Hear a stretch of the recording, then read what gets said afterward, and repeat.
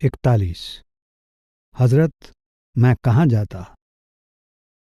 गुरु नानक साहब फरमाते हैं, तुझ बिन अवर न जाना मेरे साहिबा, गुण गावा नित तेरे। कहा जाता है कि निजामुद्दीन औलिया के 22 शिष्य थे। हर एक चाहता था कि गद्दी उसे मिले। औलिया साहब ने उनको परखना चाहा कि कौन सबसे योग्य और सच्चा शिष्य है। कहने लगे, आओ आज शहर की सैर को चलें और वहां की चहल पहल देखें। वे बाजारों में घूमने लगे। जिसने देखा कहने लगा कि आज पीर भी बाजारों में फिरता है और मुरीद भी। दो एक बाजार पार करके वेश्याओं के बाजार में आ गए। लोगों ने कहा कि आज पीर मुरीदों सहित किस बाजार में घूम रहे हैं। आप एक वेश्या के दरवाजे पर खड़े हो गए और अपने मुरीदों से कहा कि तुम डरो मत, यहां खड़े रहो, कोई ना जाए, मुझे ऊपर कुछ काम है, मैं काम करके वापस आ जाऊंगा। ये कहकर कोठे पर चढ़ गए। कोठे वाली हाथ जोड़कर खड़ी हो गई, कहने लगी, मेरे धन्य भाग, आज मेरे घर महात्मा आए हैं। मैं तो ऐबों पापों से भरी हूं, कुछ हुक्म करो। आपने कहा कि हमें रात यहां ठहरना है, हमें कोई अलग कमरा दे दो और तुम किसी और कमरे में आराम कर लो। अपने नौकरों से कहो कि एक थाली में एक कटोरी दाल, 2-4 फुलके और एक बोतल शरबत की ढककर ले आए। उसने कहा, जी सत्य वचन। नौकर सब चीजें उसी तरह ढककर ले आया। शिष्यों ने कहा कि पीर की पीरी निकल गई, अब शराब कबाब उड़ेगा। हाथ पर हाथ मारकर पहले एक खिसक गया, फिर दूसरा, फिर तीसरा। इसी तरह 21 खिसक गए, एक बाकी रह गया। दाल रोटी किसे खानी थी और शरबत किसे पीना था। आपको तो अपने शिष्यों की परख करनी थी। जब सुबह हुई, नीचे उतरे, देखा कि सिर्फ अमीर खुसरो खड़ा है। आपने पूछा, बाकी कहाँ गए। उसने कहा कि अमुक इस वक्त चला गया, अमुक उस वक्त चला गया, इसी तरह सब चले गए। पीर साहब ने पूछा कि तू क्यों नहीं गया। वो बोला, हजरत, चला तो मैं भी जाता, लेकिन आपके सिवाय मुझे कोई जगह दिखाई नहीं दी, मैं कहाँ जाता। आपने हंसकर उसे गले लगा लिया और गद्दी दे दी। सो फकीर देखते हैं कि कौन काबिल है, कौन नहीं। अगर सभी सेवक ऐसे बन जाएं तो ये दुनिया स्वर्ग बन जाए। 42। संत कबीर का घर। महाराज सावन सिंह जी फरमाते हैं, सतगुरु रब जमा इंसान है। वो परमात्मा के बोलने या प्रकट होने का माध्यम है। उसके वचन प्रभु के वचन होते हैं, चाहे देखने में वे इंसान के मुंह से निकलते प्रतीत होते हैं। एक पंडित बैलगाड़ी पर किताबें लादकर कबीर साहब के साथ वाद विवाद करने काशी में उनके घर गया। उस समय कबीर साहब कहीं बाहर गए हुए थे। घर में उनकी धर्मपुत्री कमाली थी। पंडित ने पूछा, क्या कबीर साहब का घर यही है। कमाली ने कहा कि यह कबीर साहब का घर नहीं, उनका घर तो ब्रह्मा, विष्णु और शिव को भी नहीं मिला। तूने कबीर साहब को शरीर समझा है, वो शरीर नहीं है। तूने कबीर साहब को समझा ही नहीं। संतों का सच्चा शरीर मनुष्य देह नहीं होता, वे असल में शब्द रूप होते हैं। वे संसार में नाम का उपदेश देने आते हैं और अपना कार्य पूरा करके वापस शब्द में ही विलीन हो जाते हैं। अपनी बुद्धि के अहंकार और परमार्थ से कोरा होने के बावजूद वो कमाली की बात का असल भाव समझ गया। पंडित ने कमाली का धन्यवाद किया और बैलगाड़ी पर लदी किताबों के साथ चुपचाप वापस चला गया। कबीर साहब कहते हैं, कबीर का घर शिखर पर जहां सिलहिली गैल, पांव न टिके पपील का, पंडित ला दे बैल। 43। इंद्र का तीर कमान। संत दादू दयाल फरमाते हैं, जेती लहर समंद की, तेते मन है मनोरथ मार, बैसे सब संतोष कर, गह आत्म एक विचार। एक ऋषि ने इतनी तपस्या की कि स्वर्ग के राजा इंद्र को डर लगने लगा कि कहीं ऋषि उसका सिंहासन न छीन ले। वो हाथ में तीर कमान लेकर शिकारी का रूप धारण करके ऋषि की कुटिया पर आया और अर्ज की कि मैं किसी काम से जा रहा हूं, मेरे पास ये तीर कमान है जो बहुत भारी है, मुझे अभी इसकी जरूरत नहीं है, इसलिए इसे अपने पास रख लें, थोड़ी देर बाद आकर ले जाऊंगा। ऋषि ने कहा कि मैं ऋषि, ये तीर कमान मेरा इसका क्या संबंध? इंद्र ने मिन्नत की कि कृपा करके रख लो, मैं थोड़ी देर में आकर इसे ले जाऊंगा। ऋषि ने कहा, यह तो जीवों को मारने के लिए इस्तेमाल किया जाता है। मेरा हृदय तो ऐसी चीजें देखकर भी दुखी होता है, इसलिए मैं इसका ख्याल कैसे रखूंगा? शिकारी ने नम्रता से कहा, मान्यवर, मेरे पास एक सुझाव है। मैं तीर कमान को कुटिया के पीछे रख देता हूं। आप इसे कभी ना देखेंगे और इस तरह आप मुझे एक बड़ी आपत्ति से बचा लेंगे। और फिर इंद्र ने ऋषि की बढ़ाई करनी शुरू कर दी। आप ऐसे हैं, आप वैसे हैं, मुझ पर दया करो। जब बहुत बार कहा तो ऋषि ने मान लिया और कहा कि इसको कुटिया के कोने में रख दो। इंद्र तो तीर कमान रखकर चलता बना। अब वापस किसे आना था? ऋषि पहले राजा था और तीर कमान चलाने में अच्छी तरह माहिर था, इसलिए जब भजन से उठता तो तीर कमान का ख्याल आ जाता। रोज रोज तीर कमान का ध्यान मन में पक्का होता गया। एक दिन कहता है, कभी हम भी तीर चलाते थे, जरा चलाकर तो देखें, किसी को मारेंगे नहीं। ये सोचकर तीर कमान हाथ में लेकर तीर चलाया, सीधा निशाने पर जा लगा। और शौक बढ़ा, रोज रोज अभ्यास करने लगा। आखिर वो पूरा शिकारी बन गया। भजन बंदगी छूट गई और लगा शिकार के पीछे पीछे फिरने। सो ऐसे हैं मन के धोखे, जरा सा इसको ढीला छोड़ो, झट बुरी आदतें अपना लेता है। 44। जहां आसा तहां बासा। सेंट मैथ्यू फरमाते हैं, जब तक आकाश और पृथ्वी टल न जाएं, तब तक व्यवस्था से एक मात्रा या एक बिंदु भी बिना पूरा हुए नहीं टलेगा। कहा जाता है कि कबीर साहब जब बाहर जाया करते थे तो एक आदमी उन्हें अक्सर खेत में बैठा मिलता था। एक दिन कबीर साहब ने उससे कहा कि खाली बैठे रहते हो, परमात्मा का भजन किया कर, जिससे तुझे फायदा होगा। कहने लगा कि अभी बच्चे छोटे छोटे हैं, जवान हो जाएं और अपने पैरों पर खड़े हो जाएं, फिर भजन करूंगा। जब बच्चे जवान हो गए, कबीर साहब फिर मिले और कहा कि भजन किया कर। तो बोला कि इनकी शादी हो जाए फिर भजन करूंगा। जब शादी हो गई तब कबीर साहब ने कहा कि अब बता। जवाब दिया कि पोतों की खुशियां देख लूं। पोते भी हुए।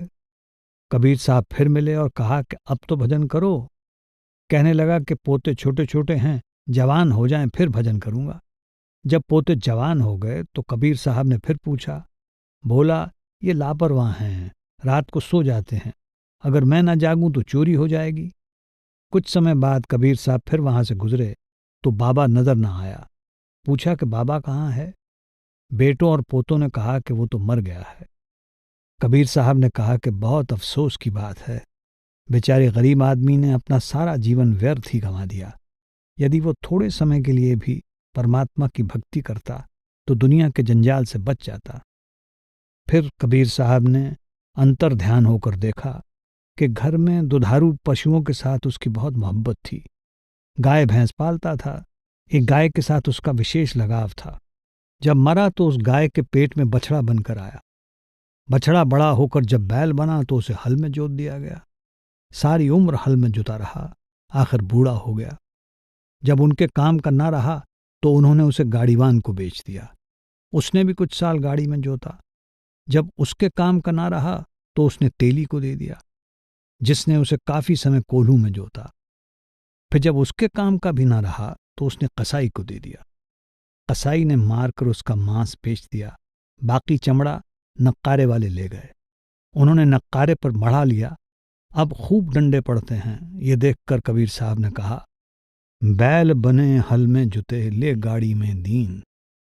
तेली के कोलू रहे, पुन घेर कसाई लीन। मांस कटा बोटी बिकी, चमड़न मढ़ी नकार। कुछ एक कर्म बाकी रहे, तिस पर पड़ती मार। 45। मन के खेल। महाराज सावन सिंह जी फरमाते हैं, सत्संगी का ये फर्ज है कि वो अपने मन पर हमेशा निगरानी रखे और उसे कभी भटकने ना दे। एक महात्मा दुकान पर खड़ा वहां की चीजों को देख रहा था कि उसे एक ख्याल आया। अपने मन से बोला कि तेरी बहुत तारीफ सुनी है, कुछ अपनी करतूत तो दिखा। मन ने कहा, ठहरो दिखाता हूं। वहां एक मनुष्य शहद बेच रहा था। उसने शहद से भरी उंगली को दीवार से पोंछ दिया। दीवार पर शहद लगने की देर थी कि उसकी खुशबू पाकर एक मक्खी उस पर आ बैठी और आंखें बंद करके शहद खाने लगी। अभी वो शहद खा ही रही थी कि एक छिपकली ने देख लिया कि ये तो मेरा शिकार है। उसने छलांग लगाई और झपट कर मक्खी को शहद समेत खा लिया। उस दुकानदार ने बड़े प्यार से एक बिल्ली पाल रखी थी। बिल्ली छिपकली पर झपटी और उसको एक ही बार में खा गई। पास ही ग्राहक का कुत्ता खड़ा था, उसने बिल्ली पर हमला करके उसको मार डाला। दुकानदार को बहुत गुस्सा आया। उसने अपने नौकरों से कहा, मारो कुत्ते को। उन्होंने डंडे मार मार कर कुत्ते को मार डाला। वो कुत्ता पास ही खड़े ग्राहक का था। उस ग्राहक को बहुत गुस्सा आया। उसने दुकानदार को गाली निकाली। गाली निकालने की देर थी कि दोनों आपस में लड़ने लगे। दुकानदार के साथ उसके नौकर थे और ग्राहक के साथ बहुत से लोग। खूब लड़ाई हुई तो मन ने उस महात्मा से कहा, ये मेरे खेल हैं, ये मेरे धोखे हैं। मैं लोगों के मन में इच्छाएं पैदा करके उनको मूर्ख बनाता हूं। उन बेचारों को पता ही नहीं लगता कि इन इच्छाओं का उन्हें क्या फल भुगतना पड़ेगा। 46। गरीब दुकानदार और पारस। कबीर साहब फरमाते हैं, कबीर मानस जन्म दुलंब है, होए ना 12 बार। ज्यों बन फल पाके पोए गिरे, बौहर न लागे डार। एक बड़ा गरीब दुकानदार था। उसका गुजारा नहीं होता था। इत्तेफाक से एक दिन एक महात्मा उसके पास आए। उस दुकानदार ने बड़े प्रेम से उनकी सेवा की। जब महात्मा प्रसन्न हुए तो उसने आंखों में आंसू भरते हुए प्रार्थना की, मैं गरीब हूं, मेरा गुजारा नहीं होता, आप मुझ पर कृपा करो। महात्मा मेहरबान हो गए और कहने लगे कि मेरे पास पारस है, मैं तुझे 3 महीने के लिए देता हूं। इतने समय में जितना चाहो सोना बना लेना। महात्मा तो कृपा करके चले गए, लेकिन जीव का भाग्य उसके साथ रहता है। वो गरीब दुकानदार बाजार गया, पूछा कि लोहे का क्या भाव है। लोहे वालों ने कहा कि पहले तो 5 रुपए मन था, अब 7 रुपए मन है। कहने लगा, मुझे यह घाटे का सौदा नहीं करना। मूर्ख को इतना पता नहीं था कि 1 मन सोने का कितना रुपया होता है। बोला, जब 5 रुपए मन होगा तब खरीदूंगा। घर लौट आया। दूसरे महीने फिर बाजार गया और पूछा, लोहे का क्या भाव है। दुकानदार ने कहा, लाला जी अब तो और भी बढ़ गया है। फिर बोला, जब 5 रुपए मन होगा तब खरीदूंगा। तीसरे महीने फिर बाजार गया। लोहे का भाव पहले से भी बढ़कर 15 रुपए हो चुका था। खाली हाथ वापस आ गया। इतने में 3 महीने गुजर गए। उधर महात्मा ने सोचा कि चलो जाकर अपना पारस ले आएं। उस दुकानदार ने तो बड़े बड़े आलीशान मकान बनवा लिए होंगे, लेकिन जब आए तो देखकर हैरान रह गए। वही टूटी हुई दुकान, वही पुराना सा मकान। महात्मा अपना पारस लेकर चले गए। यही मिसाल हम पर घटती है। मनुष्य जन्म पारस है। महात्मा कुल मालिक हैं, जिसने हम पर कृपा करके हमें पारस जैसा मनुष्य जन्म दिया है। हमारे अंदर कुल मालिक अकाल पुरुष है। हम संसार के बाकी सब कामों की ओर तो ध्यान देते हैं, लेकिन परमात्मा से मिलाप के काम को टालते रहते हैं। हम ये नहीं समझते कि परमात्मा से मिलाप करके हम उसका रूप हो जाएंगे और जन्म मरण के बंधनों से हमेशा के लिए आज़ाद हो जाएंगे। अगर हम मनुष्य जन्म पाकर अंतर में तरक्की करके परमात्मा से मिलाप न करें तो खुद ही सोच कर देख लें कि हमसे ज्यादा खोटे भाग्य वाला और कौन हो सकता है। 47। बाबा नामदेव का कपड़े बेचना। सेंट मैथ्यू कहते हैं, पहले तुम उसके राज्य और धर्म की खोज करो तो ये सब वस्तुएं भी तुम्हें मिल जाएंगी। कल के लिए चिंता न करो, क्योंकि कल का दिन अपनी चिंता आप कर लेगा। नामदेव जी एक पूर्ण संत हुए हैं। उनके गुरु ने उन्हें नाम की दौलत दी, जो संसार में सबसे अमूल्य वस्तु है। नामदेव के घर वाले सभी सांसारिक लोग थे, इसलिए आप इस आंतरिक भेद को उनसे छिपा कर रखते थे। व्यवसाय से वे छीपे का कार्य करते थे। 6 दिन वे कपड़े ठापते और 7वें दिन कपड़ा बेचने के लिए बाजार में ले जाते। नामदेव जी के 4-5 भाई थे। एक बार की बात है कि सब भाइयों ने माल तैयार किया और मंडी में बेचने के लिए ले गए। नामदेव को भी उसके घर वालों ने एक गठरी दे दी और सभी तो माल बेचने लगे। नामदेव एक तरफ भजन में बैठ गए। जब शाम हुई, दूसरे भाई माल बेचकर चले आए, पर नामदेव अपनी गठरी उसी तरह घर ले आए, क्योंकि तब तक सभी खरीदार जा चुके थे। घर वालों ने पूछा कि माल उसी तरह क्यों ले आए। नामदेव ने कहा कि कोई ग्राहक नहीं आया। उन्होंने पूछा कि इतना माल किस तरह बिकेगा, कीमत कम ज्यादा करके दे आना था। नामदेव चुप रहे। फिर उन्होंने कहा कि उधार दे आना था। नामदेव फिर चुप रहे। जब बहुत तंग किया कि उधार ही दे आना था, तो नामदेव ने पूछा, उधार दे आऊं? कहने लगे, जाओ उधार दे आओ। बाहर पत्थर पड़े हुए थे। नामदेव उठे और गठरी के सारे कपड़े खोलकर एक एक करके सब पत्थरों पर डाल आए और एक पत्थर बतौर जामिन के उठा लाए। घर वालों ने पूछा कि कपड़ा उधार दे आए हो? नामदेव ने कहा, हां दे आया हूं। उन्होंने पूछा कि लोग पैसे कब देंगे? नामदेव ने कहा कि 7वें दिन। किसी ने आकर बताया कि नामदेव कपड़े बाहर पत्थरों पर डाल आए हैं और लोग पत्थरों पर से कपड़े उठाकर ले गए हैं। पैसे किसे देने थे? घर के लोग दुखी हुए कि पैसे कहां से आएंगे। नामदेव ने कहा कि आप चिंता ना करो, मैं जामिन साथ ले आया हूं। जब 7वां दिन आया, घर वालों ने नामदेव से पैसे मांगे। नामदेव वो पत्थर उठा लाए। पत्थर सोने का बन चुका था। उन्होंने कहा कि जितने मूल्य के तुम्हारे कपड़े थे उतना काट लो, बाकी रहने दो। सतगुरु अपने सच्चे सेवकों की पल पल संभाल करते हैं। 48 सिकंदर महान की अंतिम इच्छा। संत दादू दयाल फरमाते हैं, मेरे आगे मैं खड़ा, तात हैं रहा लुकाई, दादू प्रगट पीव है, जे यहुआ पा जाई। सिकंदर आजम, जिसको विश्व विजयी कहते हैं, जब सारी दुनिया को जीतता हुआ भारत के उत्तर पश्चिम में ब्यास नदी के पास आया तो फौज ने आगे बढ़ने से इनकार कर दिया। मजबूर होकर वो वापस लौट पड़ा। उसने ज्योतिषियों से पूछा कि मेरी मौत कब होगी। ज्योतिषी समझदार थे। उन्होंने हिसाब लगाकर देखा कि उम्र बहुत थोड़ी है, करीब करीब खत्म हो चुकी है। अब झूठ कहना नहीं और सच कहने से अपनी जान का डर था। सोच विचार कर कहा कि आपकी मौत तब होगी जब आसमान सोने का और जमीन लोहे की होगी। सिकंदर खुश हो गया और कहने लगा, फिर क्या फिक्र है, मुझे तो कभी मरना ही नहीं। जब आसमान सोने का और जमीन लोहे की होगी तब मैं मरूंगा। जब वो पश्चिमी फारस जाते हुए सीस्तान के रेगिस्तान में से गुजर रहा था तो उसे मलेरिया हो गया। पीछे पीछे फौज थी, आगे आगे आप खुद और वजीर। ज्यों-ज्यों आगे बढ़ता गया बुखार तेज होता गया। फौज पीछे रह गई। आखिर वजीर से कहने लगा, वजीर मुझे तो बुखार हो गया है। वजीर ने कहा कि बादशाह सलामत, 2-4 मील आगे चलो, कोई पेड़ आ जाए जहां आराम किया जाए। जब आगे गए तो बुखार बहुत तेज हो गया। वजीर से कहा, अब बुखार बहुत तेज हो गया है।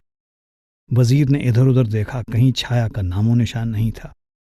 कहने लगा कि 2-4 मील और चलो, शायद कोई पेड़ आ जाए। जब 2-4 मील और चले तो बुखार इतने जोर का हो गया कि बादशाह बर्दाश्त न कर सका और घोड़े से उतर पड़ा।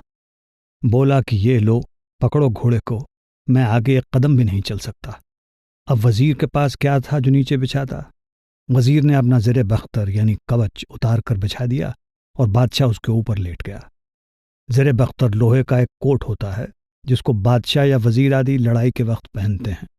अंदर रेशम की तहें होती हैं ताकि लोहा जिस्म को न चुभे और गोली या हथियार की चोट का असर भी न हो। दोपहर का वक्त था, गर्मी जोरों की थी, पेड़ों का कहीं नाम नहीं था। वजीर क्या करता? छाया के लिए उसने बादशाह की सोने की ढाल ऊपर कर दी। अब जब मौत आती है तो आदमी को पता चल जाता है। सोचने लगा, ज्योतिषियों का कहना सच हो गया। इस समय जमीन लोहे की और आसमान सोने का है। अब मेरी मौत होगी। इतने में सारी फौज और हकीम वहां पहुंच गए। बादशाह ने कहा, मेरी नब्ज देखो। नब्ज देखकर उन्होंने कहा कि जनाब, अब आप बच नहीं सकते। उसने कहा, मैं अपना आधा राज्य देता हूं, मुझे एक बार मेरी मां से मिला दो। हकीमों ने कहा, यह मुमकिन नहीं क्योंकि हमारे पास अब कोई इलाज नहीं है। बादशाह ने फिर कहा कि मैं अपना सारा राज्य देता हूं, मुझे एक बार मां से मिला दो, मैं मांग कर रोटी खा लूंगा। उन्होंने कहा कि आपकी उम्र की अवधि पूरी हो गई है, अब एक श्वास भी नहीं मिल सकता। इस पर वो महान सिकंदर बच्चे की तरह फूट फूट कर रोया। एक दिन में लगभग 24,000 सांस होते हैं। एक एक सांस करोड़ करोड़ रुपए का है, जिसको हम हंसने खेलने और निकम्मी बातों में गंवा देते हैं। मनुष्य जन्म का फायदा उठाना चाहिए और मालिक से मिलने का उपाय करना चाहिए। 49। महारानी द्रौपदी और महात्मा सुपच। पलटू साहब फरमाते हैं, साहेब के दरबार में केवल भक्ति प्यार साहेब भक्ति में राजी। जब महाभारत की लड़ाई खत्म हुई तो भगवान कृष्ण ने पांडवों को बुलाकर कहा कि अश्वमेध यज्ञ कराओ, प्रायश्चित करो, नहीं तो नरकों में जाओगे। लेकिन तुम्हारा यज्ञ तब संपूर्ण होगा जब आकाश में घंटा बजेगा। पांडवों ने यज्ञ किया, सारे भारतवर्ष के साधु महात्मा बुलाए, सब खाना खा चुके, पर घंटा न बजा।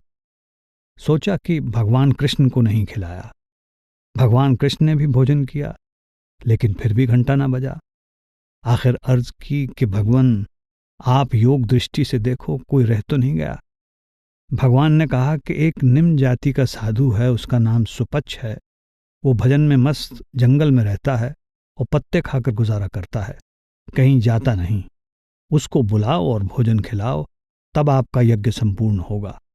क्योंकि पांडवों में राजा होने का घमंड था, इसलिए उन्होंने खुद जाने की बजाय अपने एक दूत को भेज दिया। उन्होंने सोचा कि जैसे मक्खियां गुड़ पर मंडराने लगती हैं, ऐसे ही जब उस महात्मा को इस यज्ञ के बारे में पता चलेगा तो वो खुद ही भोजन करने के लिए आ जाएगा। पर महात्मा ने वहां जाने से इनकार कर दिया।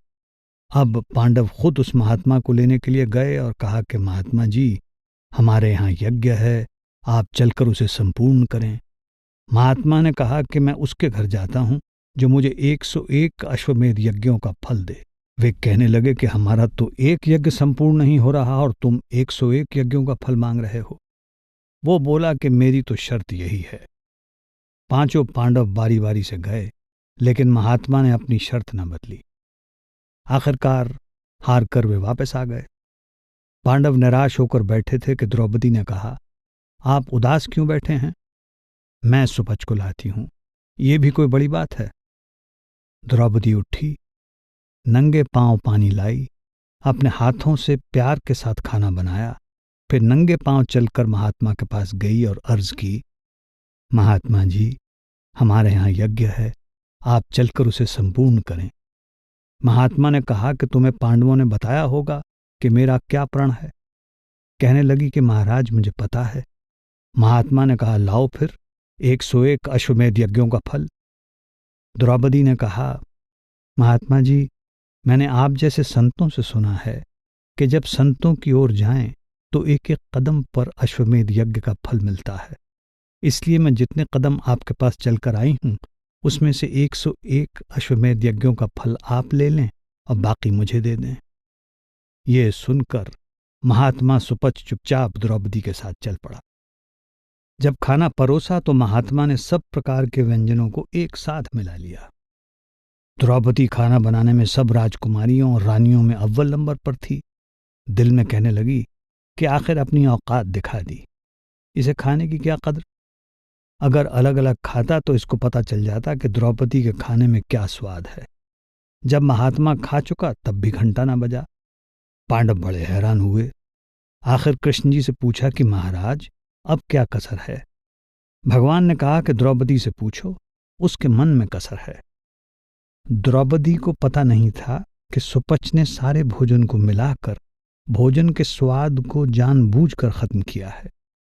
महात्मा या तो खाना खाते समय सारे खाने यानी व्यंजन को मिलाकर उसका स्वाद नष्ट कर देते हैं, या अपनी सूरत को खाना खाने से पहले अंदर ऊपर ले जाते हैं। नतीजा ये होता है कि खाना चाहे खट्टा हो या नमकीन, मीठा हो या फीका, रूखा हो या सूखा, चाहे कैसा भी हो, उनको स्वाद का पता नहीं चलता। जब द्रौपदी ने क्षमा मांगकर अपना मन शुद्ध कर लिया तो घंटा बजा। सो मालिक को केवल भक्ति और नम्रता ही प्यारी है। उसके दरबार में जाति पाति की नहीं, प्रेम और भक्ति की कद्र है। 50। हमारे प्यार का खोखलापन। साम्स में कहा गया है, परमेश्वर मेरी ज्योति और मेरा उद्धार है, मैं किससे डरूं? परमेश्वर मेरे जीवन का दृढ़ गढ़ है, मैं किसका भय खाऊं। एक बुढ़िया थी, उसकी एक जवान लड़की थी। इत्तेफाक से वो लड़की सख्त बीमार हो गई। बहुत इलाज करवाया लेकिन फायदा ना हुआ। बुढ़िया कहने लगी कि हे परमात्मा, इसकी जगह मैं मर जाऊं, ये बच जाए।